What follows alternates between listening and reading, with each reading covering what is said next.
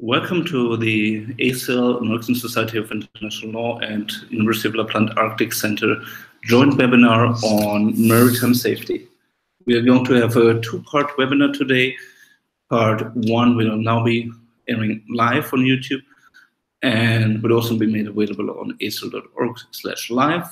Part two is being made available through the University of Florida by two of our speakers. And you're going to be able to find the links to that presentation in the description of the video below under the YouTube screen. First of all, thanks to the University of Lapland, the Arctic Center, for hosting us here today, and to the members of the Disaster Law Interest Group and the Law of the Sea Interest Group at the American Society of International Law. Maritime safety is becoming more and more important. Global trade depends on goods being capable of being transported from one place to another halfway around the world within a short time, safely and effectively. Also, and we're going to hear more about that in the second part of this program, cruise shipping is undergoing a huge boom right now. All of this affects the safety, not just of people who work on ships, who are passengers on ships, but also people who live close to the coast.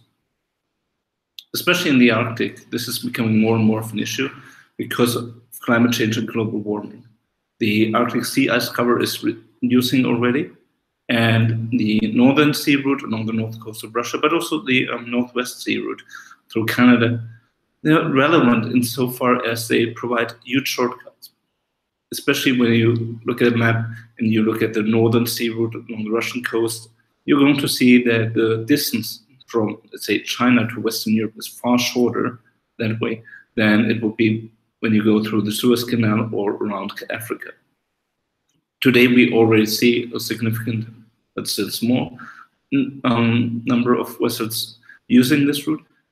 It's becoming even more important for the transport of, for example, natural gas from the Amal Peninsula to China. Now, international law has a couple of tools to enhance maritime safety. You might be familiar with the SOLAS, the Safety of Lives and Sea Convention, and yet, as you may know, international law is reactive. It's reactive in nature insofar as many safety standards have been created in the wake of massive disasters. What has changed in recent years is that the Polar Code, which had entered into force on the 1st of January of last year, has been the result of a very different approach. For the first time, one of the few times, we're no longer just reacting to a major disaster. We are anticipating, as in an international legal community, anticipating the future of shipping. That's why states and the IMO have negotiating for years to create an international document which regulates safety standards for vessels operating in polar waters. The Polar Code is very much technical in nature. It creates technical standards. It regulates how your ship should function, but also has things like the Polar Water Operation Manual. So there are guidelines on how you operate a ship in Antarctic or Arctic waters. The goal of the Polar Code is to provide safe ship operations and the protection of the polar environment by addressing specific risks which are inherent to polar waters and risks which are not yet being dealt with by other instruments. What are these risks? Now, when you think of traveling in the Arctic or around Antarctica, the first thing that will come to mind, of course, is ice. Less ice in polar waters does not mean the complete absence of ice, of course. Now, ice and the collision risk, that's something that was also at the start of international legal developments regarding maritime safety. SOLAS is a result of the reaction of the international legal community to the Titanic accident. But there are also other dangers. Think of low temperature, for example. if you are a seafarer who has never operated in polar waters, you might not be familiar with the temperatures. You might not be adequately prepared for this. There's a risk of deckside icing. So the work environment that you are familiar with as a seafarer suddenly becomes a very different work environment, in that you have a far increased risk of icing on board. And that already hints at a key issue, and that is the lack of experience. A lot of seafarers don't have the experience yet. This is different when you look at near coastal shipping, for example, in Russia, but in particular, vessels which just go through the Arctic might be crewed with team members who are not from the Arctic, who do not have the same kind of experience. And this experience also refers to factors which are not as tangible at first. For example, the potential impact of long hours of light or darkness. In the Arctic summer, you will often operate in areas far above the Arctic Circle, hence you're not going to have the regular day-night rhythm. Instead, you're going to have Arctic day for a long time. This is something which will impact the human biorhythm. It will impact the way you feel when you're tired and so on. And this is something which cannot be easily adjusted to the normal crew schedule on board. It is something that has to be taken into account as well. Now, the Polar Code also has some what I would call human dimensions.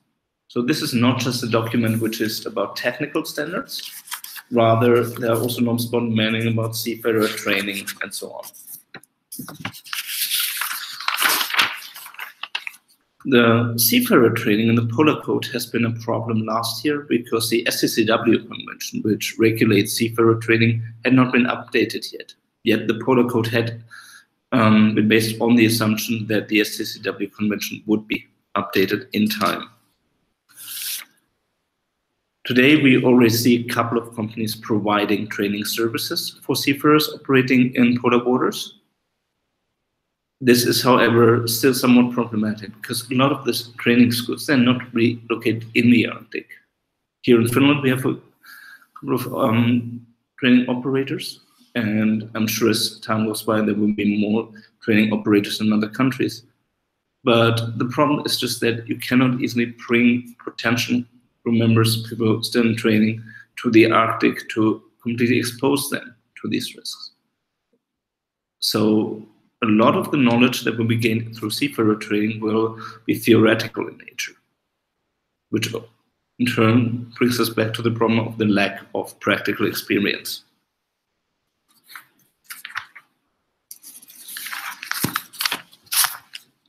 Now, the Polar Code cannot solve all problems that we have in terms of safety in the Arctic.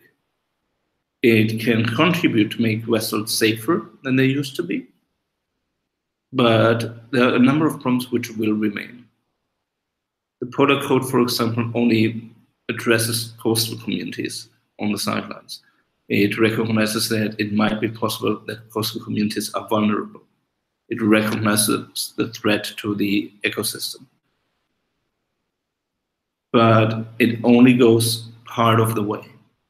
In the second presentation, you're going to see how everybody on board a passenger vessel can participate in making the vessel safer, can contribute to safety on board. This human dimension of maritime safety is something that shouldn't be underestimated.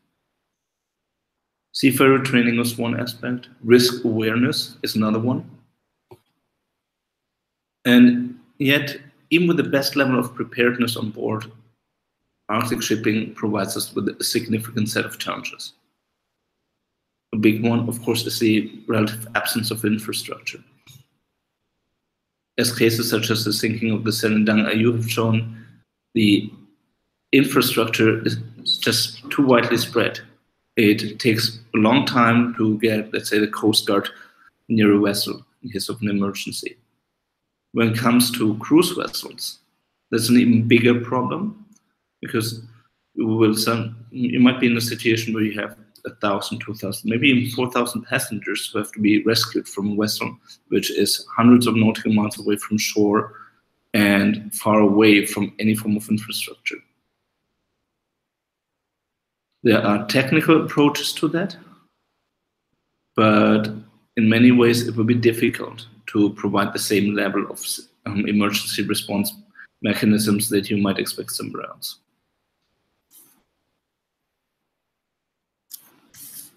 When it comes to seafarers and passengers, people working or traveling on ships, their rights have been disregarded to a significant degree by the international legal community for a long time.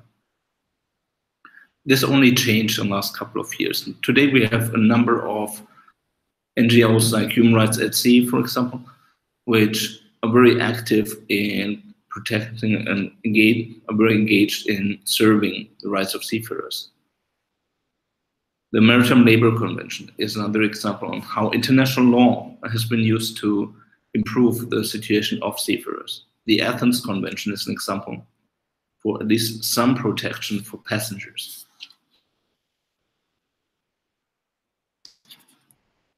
However, to really enhance safety on board vessels operating in the Arctic, we're going to need much more risk awareness, and that's what the second presentation is going to be about. Traveling, working in the Arctic will need more risk awareness. The Polar Code is falling a bit short here. If you look at the Polar Code, you're going to notice that it makes reference to other documents when it comes to defining what is actually the Arctic. And if you look at a map, you're going to see that while large parts of North America are covered, and almost the entire northern coastline of Russia, large parts of the European Arctic are not. That would affect the area west of Kaliningrad in Russia, but also the coastlines of Norway and Iceland, for example. Yet you have similar problems here. Of course, the Norwegian coast, when compared to the central Russian coast, benefits from the Gulf Stream and warmer water temperatures. But this is something that might be taken into account. And just because you're not in the area which is formally part of the coverage of the Polar Code, it doesn't mean that shipping there is necessarily safer. In the northern summer of 2017, we've, for example, seen a number of icebergs relatively far south in the Atlantic, in areas where you normally would not have had icebergs in the past. So here, we not only just have less ice, we also have different behavior of ice due to climate change. This in turn reduces some of the value of experience and requires more situational awareness. So what we need at the end of the day are basically three aspects. Improved technical standards, we get that through the Polar Code. We need improved skills and awareness of everybody on board. We get the skills through the changes in the SCCW Convention.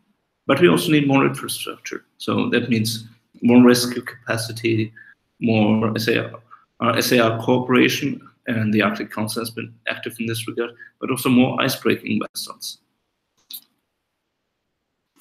This together can contribute to making the Arctic a bit safer as space for maritime operations.